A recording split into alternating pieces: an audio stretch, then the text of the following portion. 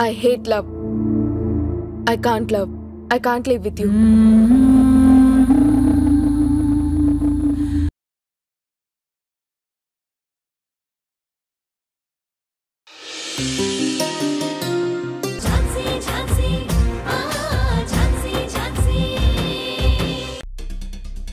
Sir నమస్తే sir. నమస్తే sir.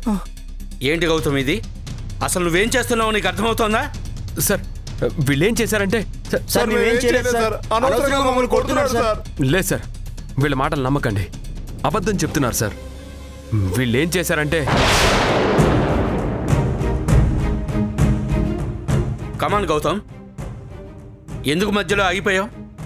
ఏం చెప్పాలనుకుంటున్నావు చెప్పు. వీళ్ళేం చేశారు? సార్ పెళ్లి జరుగుతున్నప్పుడు పెళ్లి కొడుకుని కిడ్నాప్ చేశారు. వాట్? పెళ్ళేంటి, కిడ్నాప్ ఏంటి? What are you talking? లేదు సార్, నేను చెప్పేది నమ్మండి సార్. ఓకే, పెళ్ళి ఎవరిది? ఆ పెళ్లి కొడుకు ఎవరు? కంప్లైంట్ ఫైల్ అయిందా?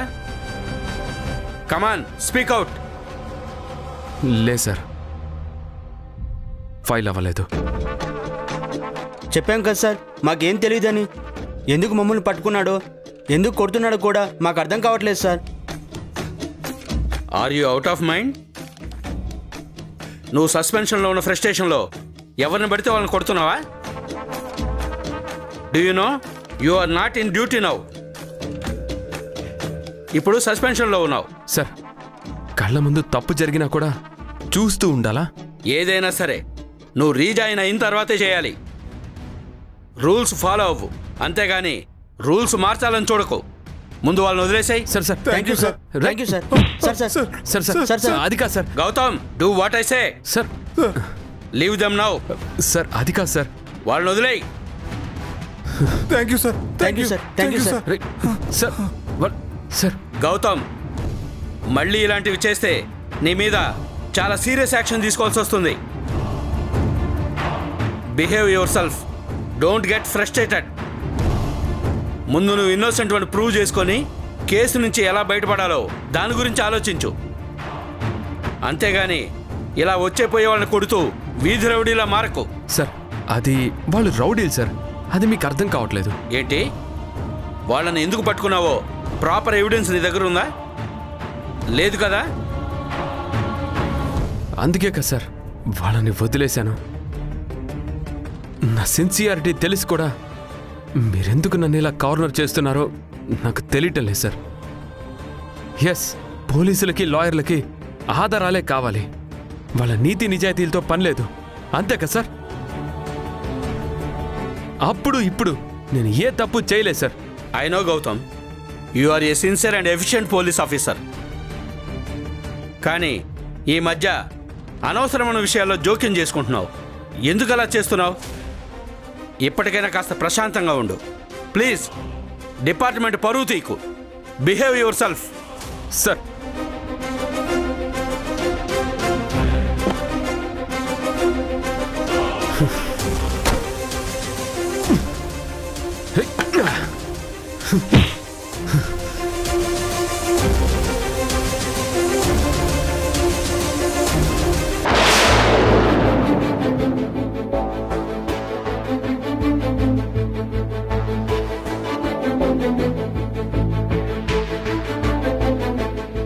ఏంటి కమలా, ఏదన్నా చెప్పాలనుకుంటున్నావా?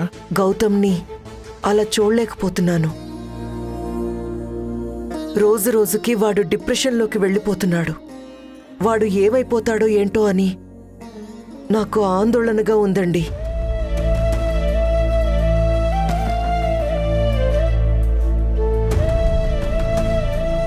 నాకు కూడా అలాగే అనిపిస్తుంది కమలా. ఆ దేవుడు ఎందుకు వాడి మీద ఇలాంటి మచ్చ వేశాడో నాకు అర్థం కావడం లేదు. అయినా జరగబోయేది చూస్తూ ఉండటం తప్ప మనమేం చేయగలుగుతాం? ఏమండి, మీరేం అనుకోకపోతే నేనొక మాట చెప్తాను. సరే చెప్పు. మన గౌతమ్ కేసు ఝాన్సీ టేకప్ చేస్తే మంచిదేమోనని నాకు అనిపిస్తుందండి. ఏంటి కమలా, అసలు నువ్వేం మాట్లాడుతున్నావు? ఝాన్సీ ఈ కేసు టేకప్ చేయడం ఏంటి? అంటే గౌతమ్ కేసు ఝాన్సీ అయితేనే బాగా వాదిస్తుందేమో అని అనిపిస్తుంది. ఖచ్చితంగా తను గౌతమ్ నిరపరాధి అని నిరూపిస్తుందనే నమ్మకం నాకుంది. తన మీద నీకు నమ్మకం ఉండొచ్చు, కానీ మా నాన్నగారు ఆల్రెడీ నిర్ణయం తీసేసుకున్నారు. అది కాదండి, గౌతమ్కి పోలీస్ యూనిఫామ్ అన్నా డిపార్ట్మెంట్ అన్నా ఎంత ఇష్టమో మీకు తెలుసు కదండి. ఏదైనా మిస్టేక్ జరిగితే వాడు తట్టుకోలేడండి.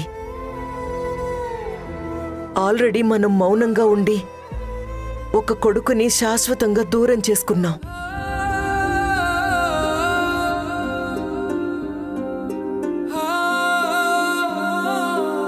ఇప్పుడు వీడి విషయంలోనైనా జాగ్రత్త పడదామండి.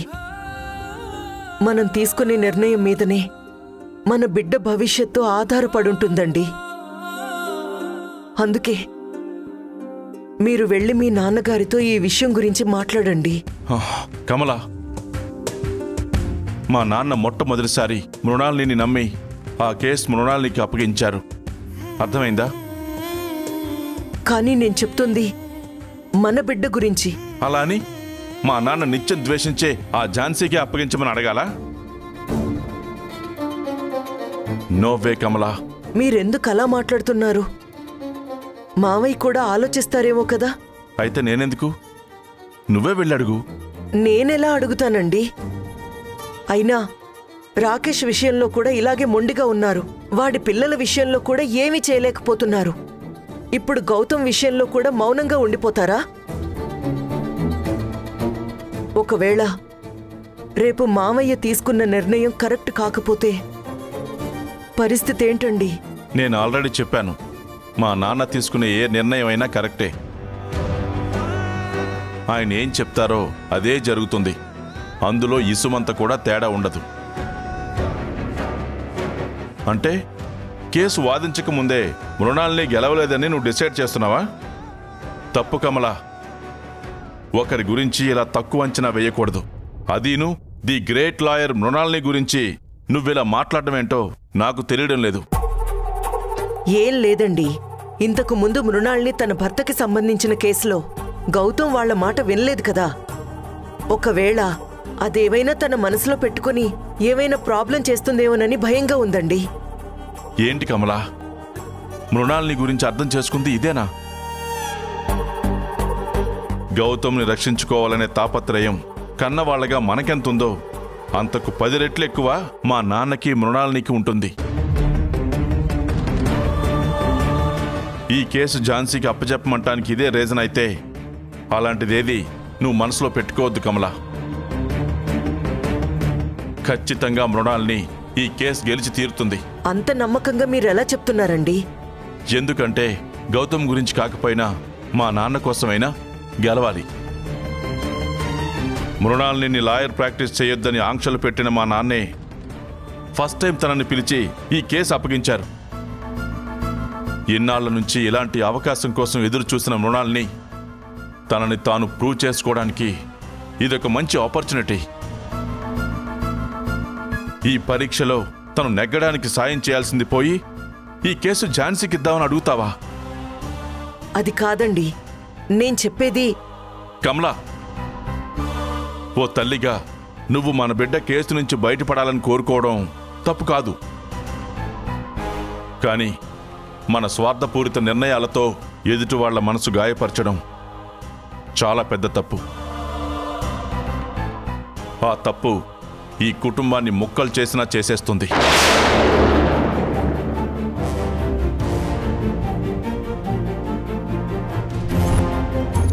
అంతేకాదు కమల, ఒకవేళ నువ్వు చెప్పింది చేస్తే ఇప్పుడు తండ్రిలా గెలిచినా ఒక మనిషిగా శాశ్వతంగా ఓడిపోతాను. బంధాలకు బంధుత్వాలకు దూరం అయిపోతాను. అది నాకు ఇష్టం లేదు. అందుకే రాకేష్ మీద ఎంత ప్రేమ ఉన్నా వాడిని దూరం చేసుకున్నాను. అయినా నా చెల్లెలు మృణాల్నిపై నాకు పూర్తి నమ్మకం ఉంది.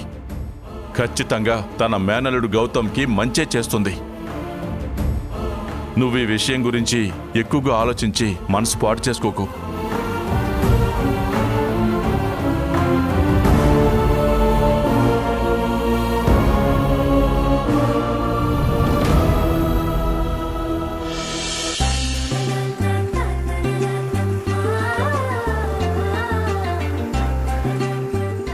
రండి రండి. రాణి అక్క, ఎలా ఉన్నావు రాణి? బాగున్నానక్క. ఏ ప్రాబ్లం లేదు కదా? అలాంటిదేం లేదక్క. Hi Rani. Hi Sridhar. Hi sir. How is your married life? చాలా బాగుంది సార్. సార్, మీరు సస్పెండ్ అయిన విషయం తెలిసిన దగ్గర నుంచి చాలా బాధగా ఉంది. నా కేసు విషయంలో, నా పెళ్లి విషయంలో మీరు మా అక్కకి తోడుగా ఉన్నారు. మమ్మల్ని సొంత మనుషుల్లా చూసుకున్నారు. అలాంటి మీకు నా మూలంగానే ఇలా జరిగింది. అలా అనుకు రాణి. నా బ్యాడ్ టైం అలా జరిగింది అంతే. ఇందులో నా మిస్టేక్ కూడా ఉంది. నేనే ఇంకొంచెం కేర్ఫుల్గా ఉండాల్సింది. అయినా నేను దీనివల్ల డ్యూటీ విషయంలో 24/7 అలర్ట్గా ఉండాలనే లెసన్ నేర్చుకున్నాను. మేము బాధపడకూడదని మీరు అలా అంటున్నారు, కానీ సస్పెండ్ అయినందుకు మీరెంత బాధపడుతున్నారో నాకు తెలుసు సార్.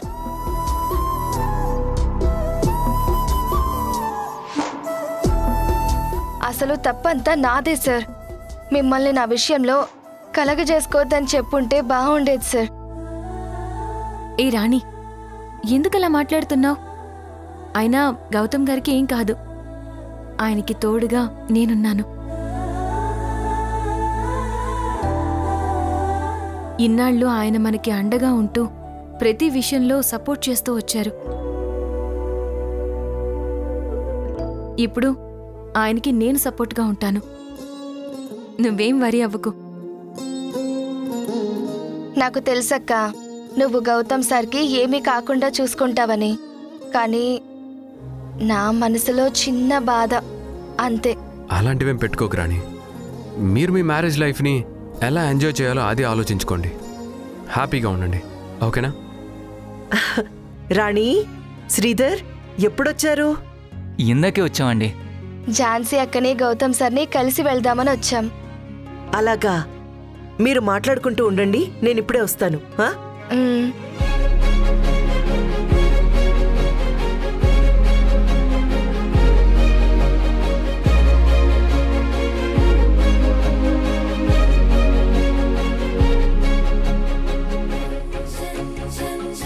రాణి, ఒకసారి ఇలారా.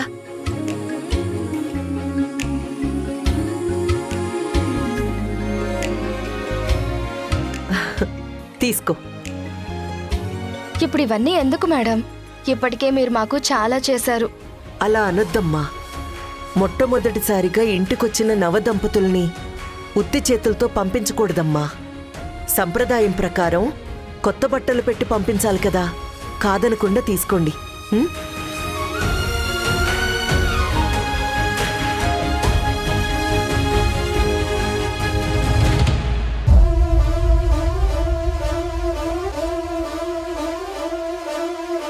కమలా,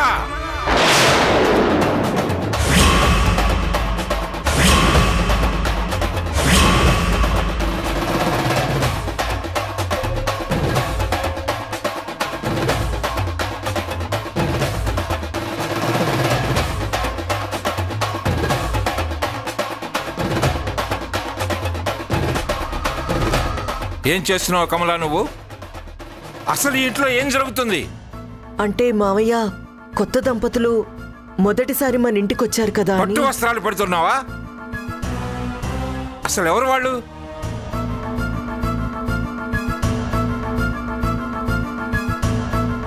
నీ పుట్టింటి తరఫు వాళ్ళ? పోనీ నా తరఫు వాళ్ళ? కాదు కదా. మరెందుకు ఇలా చేస్తున్నావు? ఎవరిని అడిగి చేస్తున్నావు చెప్పు. మంచి పని చేయడానికి కూడా పర్మిషన్ అడగాల మావయ్య? అవసరం లేదు. కానీ నువ్వు చేస్తుంది ఈ ఇంటి పరువు ప్రతిష్టలకు సంబంధించిన విషయం.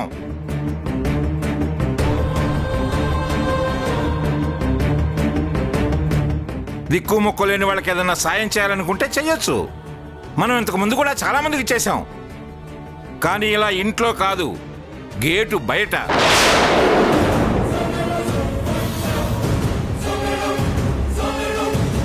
వీళ్ళని కూడా గేటు బయట నుంచోబెట్టి కాస్త డబ్బు ముట్ట చెప్పి అట్నుంచటే పంపించి వేయాలి.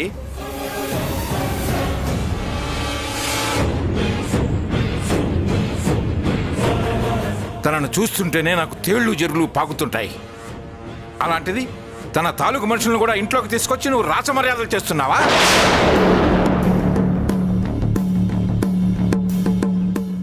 సారీ సార్, పొరపాటు అయిపోయింది. మా స్థాయి మర్చిపోయి మీ గుమ్మంలో అడుగు పెట్టినందుకు మమ్మల్ని క్షమించండి సార్.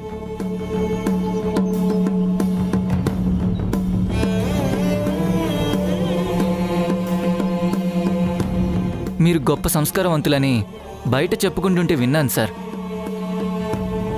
కానీ మీరు ఎంత గొప్ప సంస్కారవంతులో ఇప్పుడు నా కళ్ళారా చూశాను సార్. చాలా సంతోషం సార్.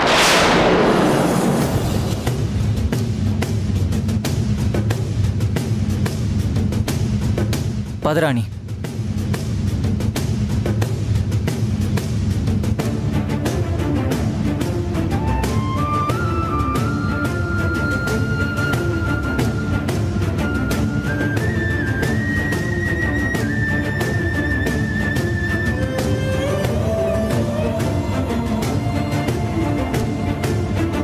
పారిజాతం. అయ్యగారు, అయ్యగారు, ఇవి మొత్తం తీసుకెళ్లి బయట చెత్తకుండీలో బారేయ్. మావయ్య, చూస్తామే, తీసుకెళ్ళావు.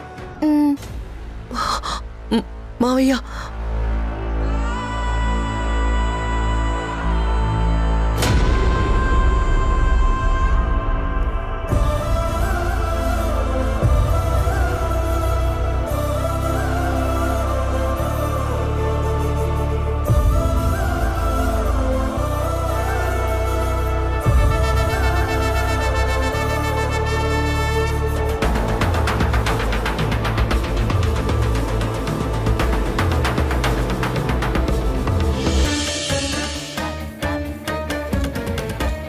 స్వామి రామయ్య, ఎందుకయ్యా మాకిన్ని కష్టాలిస్తున్నావు? నా పెద్ద కొడుకుని నాకు దూరం చేశావు. నా మనవల్ని ప్రేమగా చూసుకునే స్వతంత్రం లేకుండా పోయింది. ఇప్పుడు నా చిన్న కొడుక్కి ఇలాంటి పరీక్ష పెట్టావు. ఏంటి స్వామి ఇదంతా? నా కొడుక్కి పోలీసు ఉద్యోగం అంటే ప్రాణం. ఇంట్లో వాళ్లతో పోరాటం చేస్తూనే వాడికి నచ్చిన పని చేసుకుంటున్నాడు. అలాంటిది ఇప్పుడు వాడు కోరుకున్న డిపార్ట్మెంటే వాడి మీద నింద వేసింది. నా కొడుకు నిజాయితీ నిరూపించి వాడి మీద పడ్డ మచ్చ చెరిగిపోయేలా చూడు స్వామి.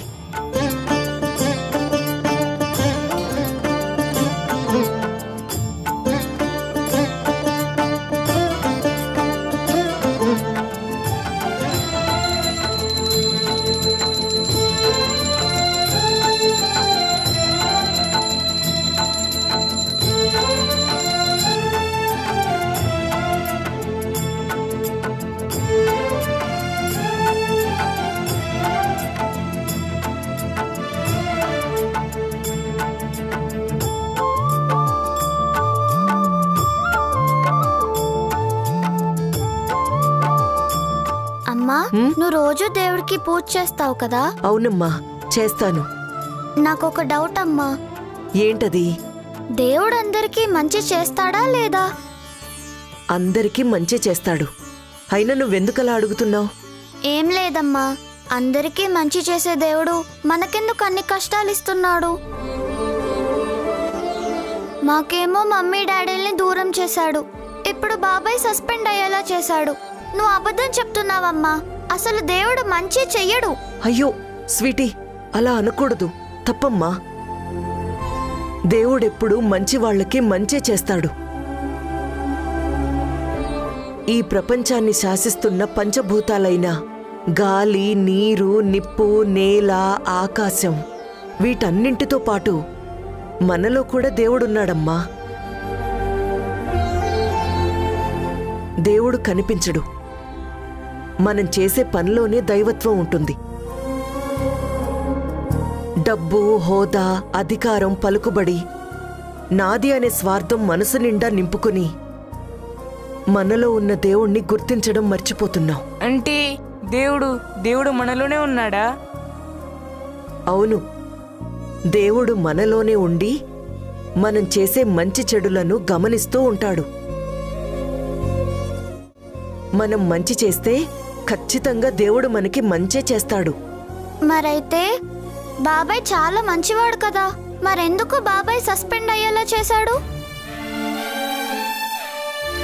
ఇప్పుడు మీరు నెక్స్ట్ క్లాసులోకి వెళ్ళాలంటే టీచర్స్ ఎగ్జామ్స్ పెడతారు కదా, అందులో పాస్ అయితేనే కదా తర్వాత క్లాస్కి వెళ్ళేది. అవును. అలాగే జీవితంలో ముందుకు వెళ్ళడానికి దేవుడు ఇలాంటి పరీక్షలు పెడుతూ ఉంటాడు. అర్థమైందా? అయితే ఆ దేవుడు పెట్టిన పరీక్షలో బాబాయ్ ఖచ్చితంగా పాస్ అవుతాడు. సరి సరి, ముందు లెంపలేసుకుని దేవుడికి సారీ చెప్పండి. సారీ దేవుడా, ఇంకెప్పుడు అలా మాట్లాడను, ఓకేనా? వంశీ, నేను చెప్పింది నీకు అర్థమైందా? ఓ, అర్థమైందమ్మా. సరే, ఆగండి ఆగండి, ప్రసాదం తీసుకుని వెళ్ళండి. ఇదిగోండి. థ్యాంక్ యూ దేవుడా.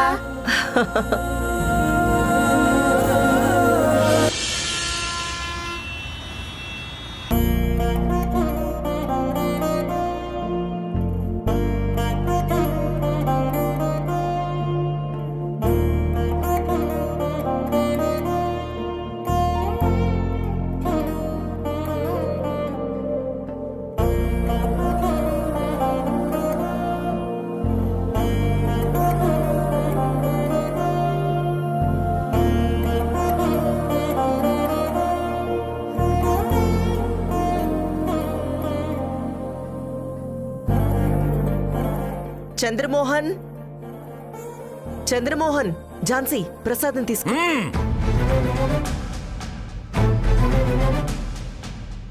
చంద్రమోహన్. రే గౌతమ్.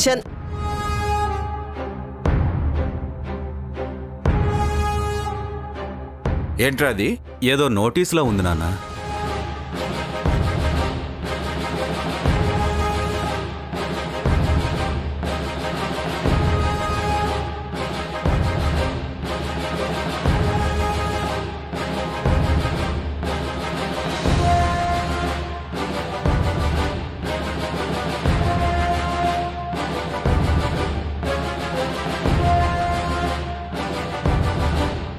ఈ మహాతల్లి ఇంట్లో ఎప్పుడు అడుగు పెట్టిందో గానీ ఈ ఇంటికి కోర్టు నుంచి నోటీసుల మీద నోటీసులు వస్తూనే ఉన్నాయి. కొంతమంది పాదం అలాంటిది, ఇంట్లోకి దరిద్రాన్ని తెచ్చిపెట్టుకుంటుంది. డాడ్ కంగారు పడాల్సింది ఏమీ లేదు. ఇది నేను టేకప్ చేస్తున్నాను కదా. నువ్వు టేకప్ చేయలేదు, నువ్వు టేకప్ చేసేలా నేను చేశాను. మృణాల్ని కేసును జాగ్రత్తగా హ్యాండిల్ చేయి.